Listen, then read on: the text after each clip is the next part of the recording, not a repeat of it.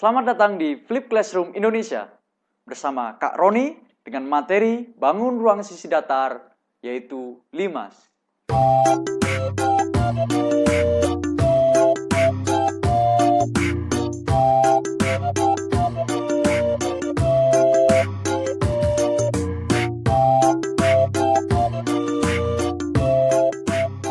Halo adik-adik, pada pertemuan sebelumnya kita sudah belajar mengenai macam-macam bangun ruang sisi datar. Ada kubus, balok, dan juga prisma. Nah, kira-kira ada bangun ruang apa lagi ya yang belum kita temukan? Coba kita perhatikan gambar berikut ini. Ada piramida, kemudian atap rumah, dan juga kue koci. Kira-kira kalau dalam matematika, bentuk bangun ruang tersebut namanya apa ya? Ingin tahu? Mari kita simak video kali ini. Oke, pada kesempatan kali ini, kakak akan menjelaskan mengenai bangun ruang sisi datar yang bernama LIMAS. Sebelumnya, kita harus tahu lebih dulu nih pengertian dari LIMAS. LIMAS adalah bangun ruang sisi datar yang mempunyai alas berbentuk segi N dan bidang tegaknya berbentuk segitiga yang berpotongan pada satu titik.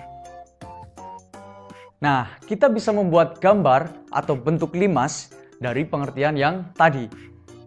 Misalkan kita punya alas berbentuk segitiga.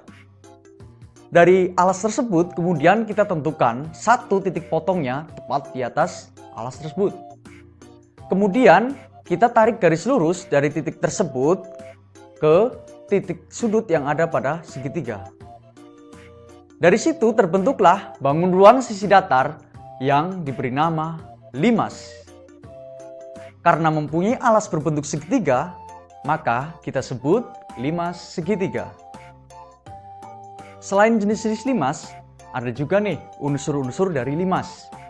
Seperti bangun ruang sisi datar yang lainnya, unsur-unsur yang ada pada LIMAS terdiri dari rusuk, sisi, titik sudut, alas, bidang tegak, tinggi bidang tegak, dan juga tinggi LIMAS. Untuk lebih jelasnya, kita bisa mencari unsur-unsur LIMAS yang ada pada LIMAS segi 4. Misalkan kita punya LIMAS segi 4 yang diberi nama LIMAS TABCD.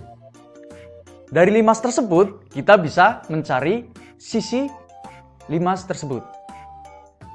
Ada berapa sisi nih kira-kira? Yang pertama ada sisi alas yaitu sisi ABCD. Kemudian yang kedua ada sisi TAB. Ada sisi TBC, sisi TCD, dan juga sisi TDA. Nah, ada berapa sisi adik-adik? Ya, betul sekali. Ada 5 sisi. Jadi, untuk LIMAS yang berbentuk segi 4 mempunyai sisi sebanyak 5 sisi. Sehingga untuk alas yang berbentuk segi 5 mempunyai berapa? 6 sisi. Jadi untuk LIMAS yang berbentuk segi N mempunyai N plus 1 sisi. Selanjutnya kita bisa mencari banyak rusuk yang ada pada LIMAS segi 4. Apa saja nih rusuknya? Ada rusuk AB, rusuk BC, rusuk CD, rusuk DA, kemudian rusuk TA, rusuk TB, rusuk TC, dan juga rusuk TD. Ada berapa rusuk adik-adik? Ya, ada 8. Sehingga untuk LIMAS segi 4 mempunyai 8 rusuk. Untuk LIMAS segi 5 mempunyai 10 rusuk. Jadi, untuk LIMAS segi N, kira-kira ada berapa jumlah rusuknya? Ya, rumusnya adalah 2N rusuk. Selanjutnya, ada juga titik sudut. Pada LIMAS segi 4, ada berapa titik sudut nih adik-adik? Ada titik T, ada titik A, ada titik B, dan juga C dan D. Jadi, untuk LIMAS segi 4 mempunyai 5 titik sudut. Untuk LIMAS segi 5 mempunyai 6 titik sudut.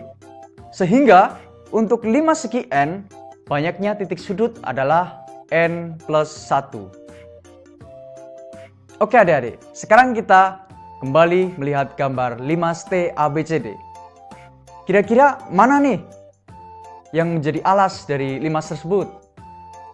Ya, betul sekali. Alas dari 5T ABCD yaitu sisi ABCD. Nah, adik-adik, setiap limas itu hanya mempunyai satu buah alas, yaitu yang bentuknya berbeda dengan bidang tegaknya. Dari 5 segi 4 tadi, sisi tegaknya adalah sisi TAB, sisi TBC, sisi TCD, dan juga sisi TDA. Sehingga untuk sisi tegak yang berbentuk segitiga pada 5 segi 4 sebanyak 4 buah. Untuk 5 segi n, banyaknya sisi tegak adalah n buah.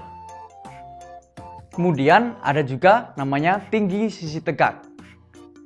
Kita tahu bahwa dalam limas, sisi tegak itu berbentuk segitiga. Jadi, tinggi sisi tegak adalah tinggi segitiga, yaitu garis tinggi dari titik T ke bidang alas segitiga. Kemudian, ada juga nih namanya tinggi limas. Tinggi limas itu adalah tinggi dari titik T ke titik potong yang ada pada alas limas. Jadi kalau kita tarik garis lurus dari titik T itu, kita tarik ke bawah di antara titik-titik berat yang ada pada segi 4 limas ABCD. Nah, adik-adik, itu tadi adalah beberapa unsur-unsur yang ada pada limas segi 4. Selanjutnya, kakak punya tugas nih buat adik-adik. Nanti, adik-adik bisa mencari unsur-unsur yang ada pada limas segi 3. Yang terdiri dari rusuk, kemudian sisi, titik sudut, dan yang lainnya yang sudah kakak jelaskan tadi. Kemudian, setelah adik-adik mencari unsur-unsurnya, adik-adik bisa memberikan contoh benda-benda yang sering kita temukan yang menyerupai limas. Bisa limas segitiga, limas segi 4, limas segi 5, dan limas segi n lainnya. Nah, untuk pertemuan selanjutnya, kita akan belajar mengenai luas permukaan limas. Adik-adik jangan lupa untuk belajar di rumah ya. Sampai bertemu di video berikutnya. See you!